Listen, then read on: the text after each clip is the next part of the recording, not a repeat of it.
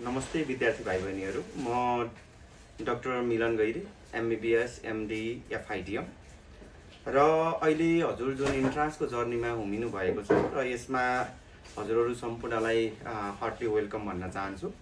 र यो इन्ट्रान्सको जर्नी न त हजुरले सोचे जस्तो गाह्रो छ न त त्यति सजिलो। जस्ट हजुरले प्रिपरेसन गर्दाखेरि एउटा वेल प्याटर्न तरिकाले रुटिन बनाएर पढ्नु। रुटिन बनाएर पढ्यो भने हजुरले त्यो वरिपरिको एकदम प्रोडक्टिभ मटेरियलहरू युज गर्नुभयो भने चाहिँ हजुरको नाम निस्किन्छ। हजुरको यो इन्ट्रान्सको जर्नीमा पहिला कुन पर्सेन्टेज थियो के थियो त्यो म्याटर गर्दैन, कुन ग्रेड थियो त्यो म्याटर गर्दैन। अब हजुरले कसरी मेहनत गर्नुहुन्छ त्यसले चाहिँ हजुरको रिजल्ट देखाउने हो। र यो रिजल्ट देखाउँदाखेरि पढ्दाखेरि कसरी पढ्ने मैले सर्टली भन्न चाहन्छु। 8 घन्टाको रुल भन्छ। 8 घन्टा सुत्नु, 8 घन्टा अरू टाइम स्पेन्ड गर्नु, 8 आवर चाहिँ फुल्ली कन्सन्ट्रेट भएर पढ्नु। र 8 घन्टा पढ्दाखेरि हजुरको मोबाइल वरिपरि हुनु हुँदैन, जस्ट बुकमा फोकस गर्नु। र बुकमा फोकस गरिसकेपछि 15 मिनट पढ्ने, 5 मिनट रेस्ट गर्ने, त्यसरी पढ्दै जानु।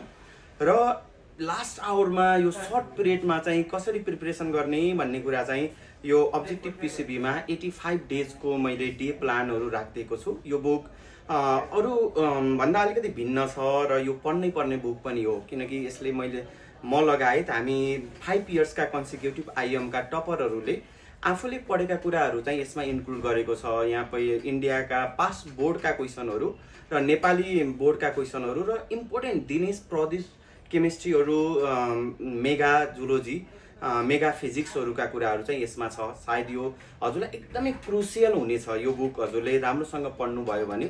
र अलवेज रिमेम्बर वान थिङ, कुनै पनि बुक एकचोटि पढेर त्यो सबै सम्झिने भन्ने चाहिँ हुँदैन। हामीले पनि इक्जाम एटेन्ड गरेर आइसकेपछि फेरि पनि त्यही बुकमा त्यो कुरा हुन्थ्यो तर बिगारेर आइन्थ्यो। त्यही भएर always remember, study without revision is no study. त्यही भएर रिभिजन चाहिँ गर्नै पर्छ। र मार्क्स आजको भोलि सडनली बढ्दैन।